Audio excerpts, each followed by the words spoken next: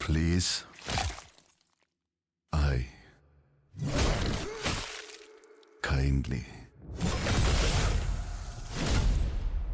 request. अरे बस कर भाई, और पागल कर दिया पिता। अगर शॉर्ट में कहूँ तो ये फिल्म मेरे लिए निराशाजनक निकला, जिसके बारे में अच्छी तरीके से और बातें होगी, पर ऐसी चीज भी मुझे सलार के बारे में अच्छी लगी जो कि ये फिल्म के लिए इम्पोर्टेंट था। आपको खानसार की स्टोरी, उसकी एनवायरनमेंट सेटिंग हॉल में देख करके शौक तो लगेगा ही, पर प्रशांत नील ने सिमिलर प्रोजेक्ट्स और टेम्पलेट्स में वर्क किया है, चीजें फिर से सिमिलर लगने लगती है। कैरेक्टर्स और वर्ल्ड बिल्डिंग ही इस मूवी के स्ट्रेंथ बनते हैं, क्योंकि अगर तुमको वो समझ या पसंद नहीं आए तो शायद स्टोरी तुम्हारे लिए बोरिंग होती जाएगी। प्रशांत ने इसी मौके को छोड़ा नहीं है और अपने कैरेक्टर्स के स्टोरी को साथ में बुना है। पृथ्वीराज को जितना भी मैंने प्रोजेक्ट्स में देखा है उसमें थोड़ा अलग कॉन्सेप्ट इन्वॉल्व होता है, और इस फिल्म के सेटिंग्स और अपने कैरेक्टर को लेकर के उन्होंने बिलीव रखा है, जो कि उनकी तरफ से उनकी एक्टिंग में भी दिखता है, और इसी तरह से उन्होंने अपने कैरेक्टर को स्ट्रॉन्ग रखा है। तो ये अपॉर्चुनिटी उनकी तरफ से बेकार तो नहीं गया है। प्रभास, जो कि देवा के नाम से जाना जाता है, फिल्म में उसे एक इनविंसिबल आदमी की तरह दिखाया गया है, जो अगर खड़ा हो गया किसी के सामने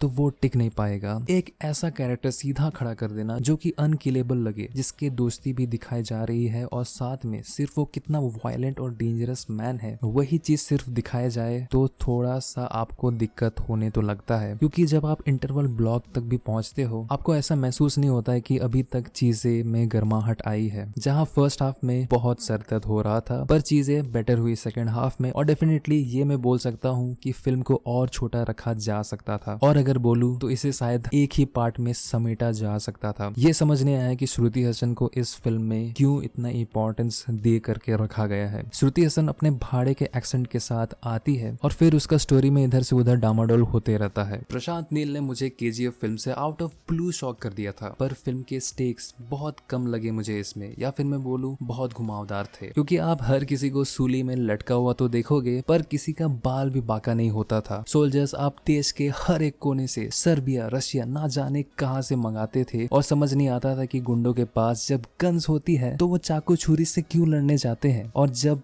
नाइफ होती है तो खाली हाथ क्यों मार खाने जाते हैं। और मुझे ये भी नहीं समझ आता कि प्रशांत नील की क्या ऑब्सेशन है फाइट सीन्स चॉपी और ब्लैक्ड आउट एडिट करने की, क्योंकि इससे सिर्फ आपकी फाइट कोरियोग्राफी पे असर तो नहीं पड़ता है, पर साथ साथ में जो फाइटर्स और स्टंट मैन्स इन्वॉल्व है आपके प्रोजेक्ट में, उनके मेहनत में भी पर्दा लगता है। आप देख सकते हो कि जब प्रभास अपने नाइफ या अपने स्वॉर्ड को जब वेव आउट करते हैं किसी ओपोनेंट की तरफ, धीरे धीरे वो स्वॉर्ड उसके पास जाती है एंड तुरंत ट्रांजिशन हो जाता है, और फिर वो गुंडा कहीं पे डेसिमेटेड पड़ा होता है। ऐसा सेम चीज KGF 2 में भी मैंने कहा था इसी प्रॉब्लम के बारे में, पर फिर भी इस फिल्म के एडिट्स बहुत खराब मुझे दिखते हैं, और आपको ना कॉन्टैक्ट और ना इम्पैक्ट महसूस होता है फाइट सीन्स का। प्रभास के अराउंड ही फिल्म बेस्ड है और उनके अराउंड ही चीजें घूम रही है, तो उनके कंधों में ही ये फिल्म आधी रिलाई करती है। और दूसरे हैं अपने पृथ्वीराज, जिन्होंने अपना स्ट्रॉन्ग कैरेक्टर दिखाया है इस फिल्म में। अगर फिल्म में किसी तरह से चीजें अच्छी हो रही है तो यही दोनों का इन्वॉल्वमेंट है। प्रशांत नील ने चीजों को KGF जैसा ही टाई करने की कोशिश कर रहे थे। माँ से किया वादा वाला सीन, श्रुति हसन जर्नलिस्ट आकर के फिर से वही बैक स्टोरी सुनते हुए, ये सब KGF जैसा ही कनेक्ट होते हुए दिखता है। तो अगर आप इतना ही KGF से टेम्पलेट लेकर के फिल्म बना रहे हो, so why not make this something जो कि KGF यूनिवर्स से ही कनेक्टेड है। इससे आपको अपने कैरेक्टर्स के ऊपर ज्यादा मेहनत नहीं करनी पड़ती, और जितने भी नए एलिमेंट्स आपने ऐड किए हैं कैरेक्टर्स के साथ, उन पे उतनी मेहनत नहीं करनी पड़ती। और एक फिल्म में 2 बैक स्टोरीज को ऐड करने का